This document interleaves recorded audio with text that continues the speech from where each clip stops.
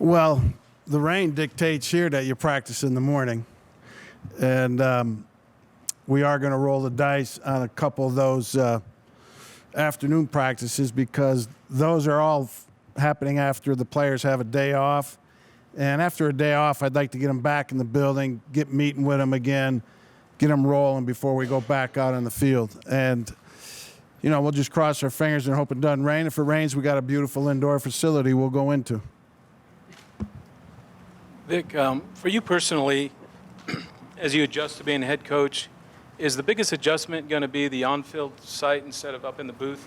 And when in your career did you, I think one other time you coached from the sideline?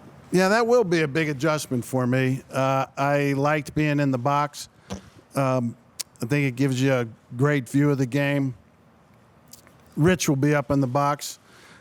I was on the sidelines as a position coach in New Orleans about 4 or 5 years. And then I was on the sideline once as a coordinator 1 year. But it will be a big adjustment. But I don't think it will take long to get comfortable down there. Vic, is Phillip Lindsay officially cleared of everything to do everything you wanted to do, no matter, obviously, how much you guys have to do early on? And also with him and guys like Emmanuel, this added time at the front end, does that change how you handle guys coming back from injury? Not really. Lindsay's ready to go. Obviously, we'll ease him in. He didn't have the off-season work. All those guys will be on different protocols as to how much we practice them to where they go just as much as anybody else. But Emmanuel, Lindsay, so we'll ease them in, but we'll get them in quickly. After being around this group for a few months, do you have the versatility you like defensively to execute kind of your scheme? I mean, last year Chicago was amazing how you were a matchup team kind of week to week. What are you seeing from this defense on the eve of camp? I think we do to a certain degree. I mean, we got to find out, play the games, practice, find out exactly. But we had an excellent offseason, and I'm excited about, the guys we have to work with on that side of the ball. We still have some things we have to figure out as to exactly how we align our secondary, how we, figure out the starters up front at all the positions, and and then playing the different packages, the 5 DB packages, the 6 DB, et cetera. But I think we have some versatility. We've got 3 good players that have played nickel at a high level in this league, and that's highly unusual. 2 of them being corners that play nickel, and 3 of them, but we're going to work Kareem at safety also. So it'll be interesting to see how that all shakes out. I think you've got the most open practices in the league this year during camp. How do you manage the guys feeding off that energy versus focusing and getting done what you need to get done during practice? Yeah, I didn't realize we had the most, but I think it's good to have the fans out here. The history of the NFL, you had to go to college campuses back in the day because the facilities didn't look like this. Everybody had, when I first went to the Saints in the mid-'80s, we had an 80-yard grass field, okay? We had no cafeteria. Guys would go to a greasy deli for lunch right across the street. So you were forced to go to small college campuses to have your two-a-days because they had a cafeteria, because they had classrooms, and because they had dorms to sleep in. And a byproduct of that was fans could come and watch. And I think in the one of the things that's small thing that's driven the NFL to its being the most popular sport in the country is that you let people come and watch practice. People that maybe can't afford to go to the game and maybe get an autograph from a player. Maybe a player shakes their hand or throws them a sweatband or a glove. You do that with a young person, you got a fan for life, and football has a fan for life. And there's more to be gained out of that than any advertising slogan or any commercial that you put on TV. So I think it's a good thing. And I think I'll embrace it. The players will embrace it. I wish there could be more of them here, but I think, about half or less of the NFL teams now don't go to college campuses and don't have the wherewithal to have people at their facilities to watch practice, and I think it's a little bit of a negative.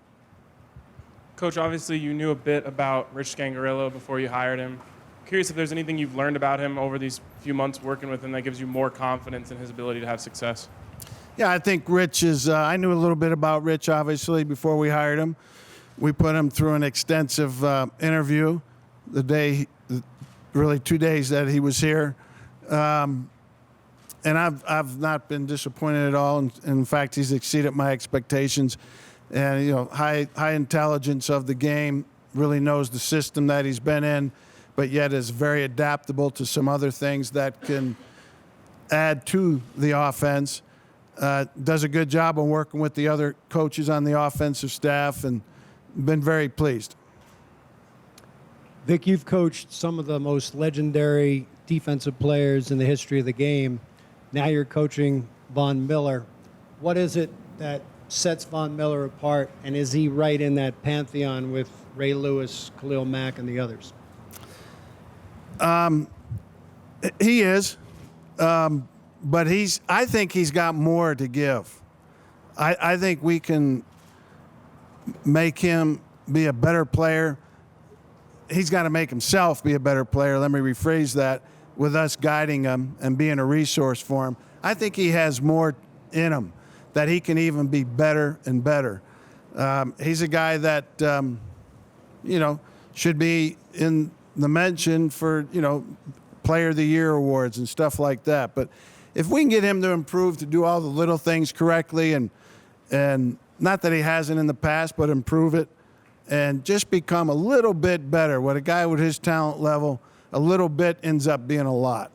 So very excited. I've loved working with him up to this point. He's been very receptive, and I'm looking forward to the season with him. Hey, Vic, going through the Hall of Fame game and extra week experience last year, what did you take from that will help you manage some of the extra practices this year? First off, I keep hearing these extra practices, and there's this picture out there. It's like we got 2 weeks. It's 5 extra practices. Okay. Okay, but it's not. It's like, just so we know. But it's good. I'm glad we have it. I think it's a great opportunity for us to have 5 extra practices. We need it. We're a new staff, new team, a lot of new things going on. Gives us an extra game to play young players in a game, help our evaluation.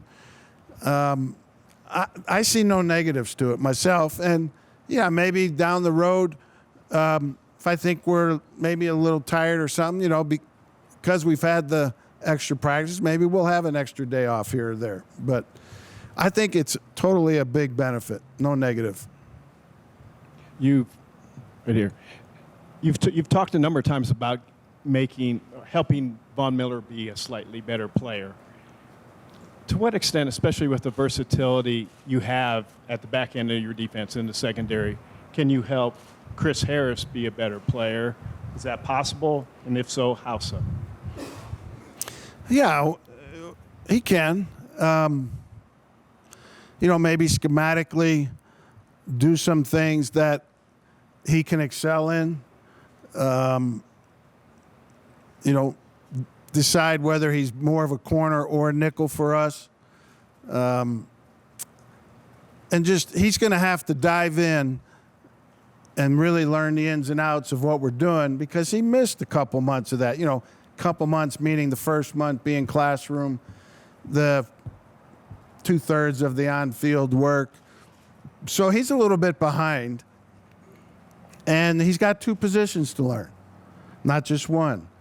And the nickel position is totally different than the corner position. There's no carryover mentally. So he's got a lot of work to do in these next 5 weeks, 6, whatever it is. What you said, have you decided how much nickel and how much corner you want him to play, or is that something that you're going to work through? No, have not decided. We need to see how all that shakes out. You know, we need to put the best combination of guys out there. You know, I've often heard people say, put your best players out there, you know, or put your 5 best O linemen out on the field. Well, what if your backup guard is really your 5th best offensive lineman, but he can only play guard? What are you supposed to do? Put him at tackle where he's no good? So we need the best combination. So, and that's what we have to work through. And we were discussing it last night, and we really don't know how it's going to shake out. Vic, what are the most important points of emphasis that you want to focus on as a coaching staff to your players over the next couple of weeks before that first game? Well, obviously, we're still in the learning process, learning our assignments, learning our techniques, and executing them. And we need to be able to build our endurance to playing football. We need to get callous to playing football. That's a big part of training camp, getting callous to play with your pads on, carry your pads, etc. You know, practice for, excuse me, a good amount of time so you're ready to play in a 3 hour and 10-minute game. You got to be able to build up to that. And we were going to be learning not only our systems, but situations, how to play and react. And so, I mean, from A to Z, everything. Vic, what do you want the identity of this team to be? A winning identity. You know, that's what we're here for. We got to win games. But I'd like for it to be a team that will, you know, obviously plays hard, plays smart, plays intelligent, plays good in crunch time, in the critical times of a game, knows how to play in situational football. Those are some of the things.